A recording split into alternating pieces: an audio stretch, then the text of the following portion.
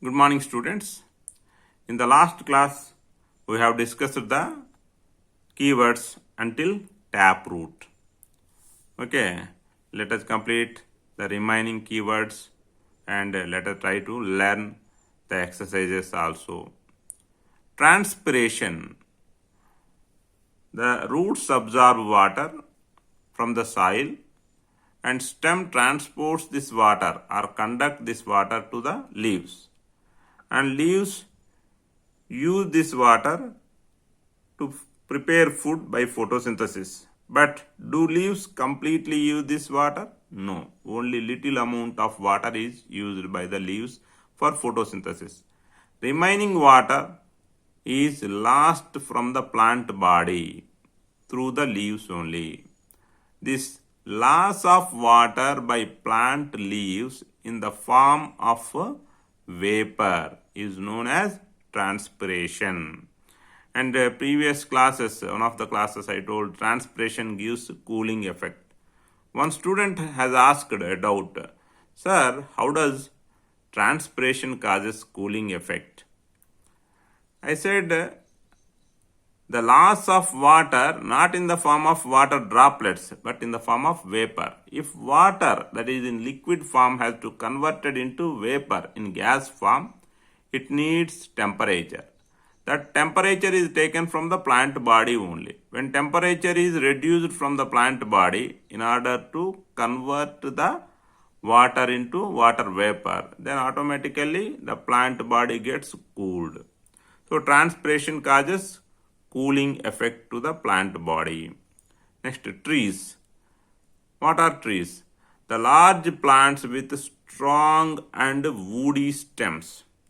The large plants with strong and woody stems that generally have branches on the top. Banyan tree, peepal tree, tamarind tree, mango tree.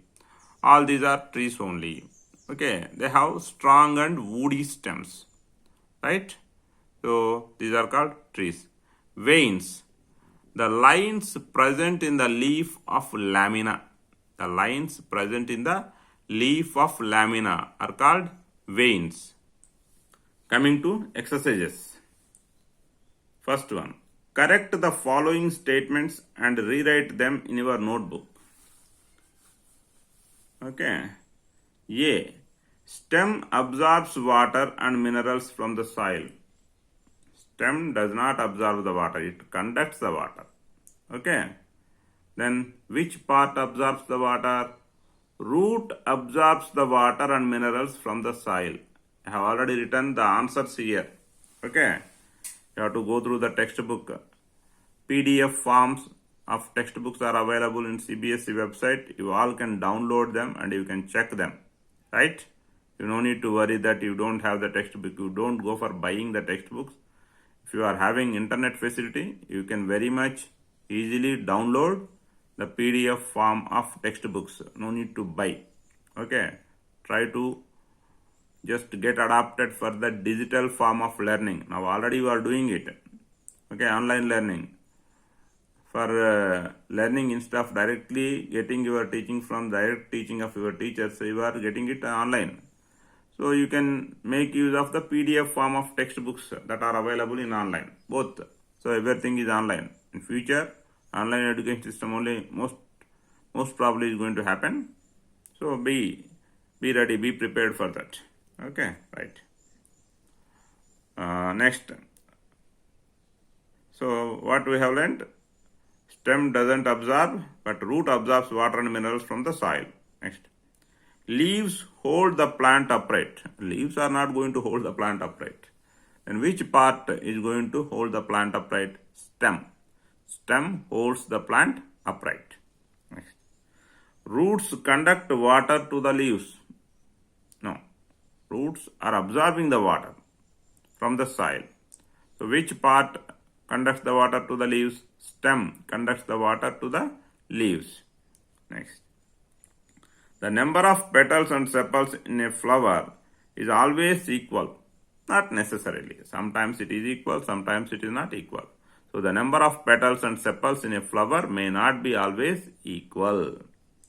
Right? Next. If the sepals of a flower are joined together, its petals are also joined together. Not necessary. Okay, if the sepals of a flower are joined together, its petals may be joined together or may not be joined together. There is no compulsion that they have to be also joined together. Okay, right. If the petals of a flower are joined together, then its pistil is joined to the petal. That is also not necessary. If the petals of a flower are joined together, then the pistil may or may not be joined to the petal.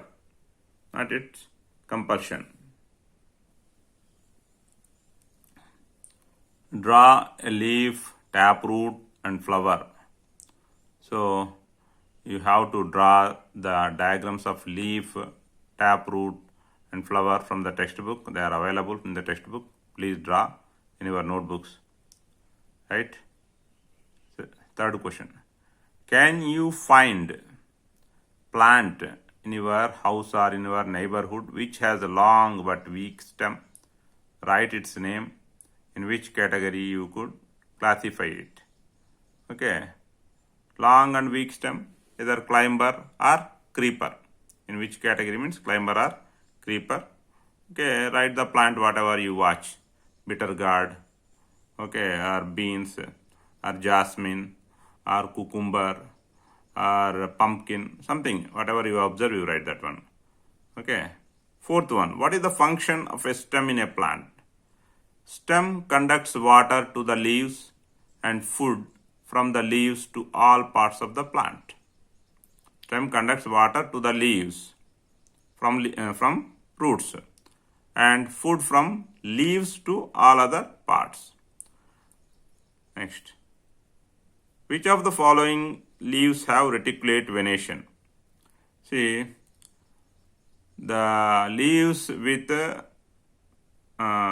plants with the taproot system will have reticulate venation. The plants with fibrous root system will have parallel venation. Here I have mentioned both the parallel venation having plants, wheat, maize, grass. Reticulate venation having plants, tulasi, coriander, China rose. Okay, right. If a plant has fibrous root, what type of venation do its leaves likely to have? Fibrous roots containing plant has parallel venation in its leaves. Okay. Fibrous roots containing plants have parallel venation in their leaves. If a plant has leaves with reticulate venation, good. What kind of roots will it have? Reticulate venation having plants have tap roots.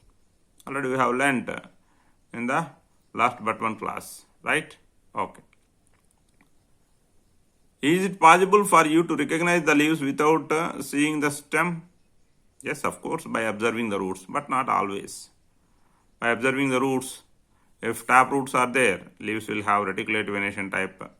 Okay, and the plant will be dicot stem. And by observing the roots, if the fibrous roots are there, the leaves will be of parallel venation type, and the stem will be of bit weaker type. Okay, right? And the plant is belonging to monocot type. Right. Write the names of the parts of a flower. Parts of flower, sepals, petals, stamens and pistil. Right? Next question. Which of the following plants you have seen? Those that you have seen, which one have flowers? Flowers means most of the plants may be having flowers, but observable flowers. Chili will have flowers, tomato will have, tulasi will have, mango, jamun, guava, pomegranate, papaya, banana, potato, groundnut, all these have flowers, definitely. Whereas if you take grass, maize, wheat, observable flowers cannot be seen that easily, right? Okay.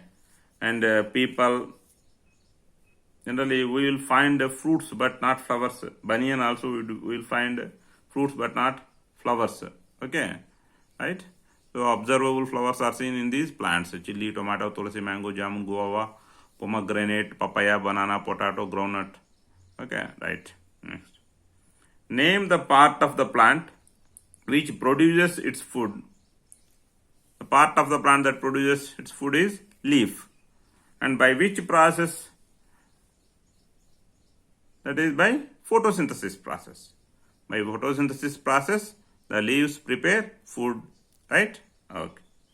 In which part of a flower you are likely to find the ovary? Ovary can be found in pistil. It is the innermost part. Bottom or lowermost swollen part of the pistil is known as ovary that contains ovules in it. Okay. Name two flowers, each joined and separated sepals. Flower with joined sepals, datura, that is one example. Just remember it. You don't need to go and cross check it right now. If it is possible, I'll show you when you come directly to the school. Right? Separated sepals, China rose. Just now I have already shown you. Okay. Many other plants are also having separated sepals. As they have asked one example. For both two examples, I gave two examples. Flower with joined sepals is datura. Flower with separated sepals is China rose. Okay. So this chapter is fully completed with exercises and keywords and already explained notes. Try to write it completely in the notebook and keep learning properly.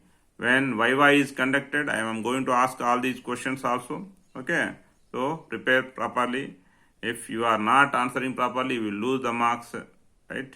And your progress card will be with less marks, which you may not be liking. Okay. So in order to like your progress card with good marks, you have to prepare very well. Okay. Good luck. Thank you.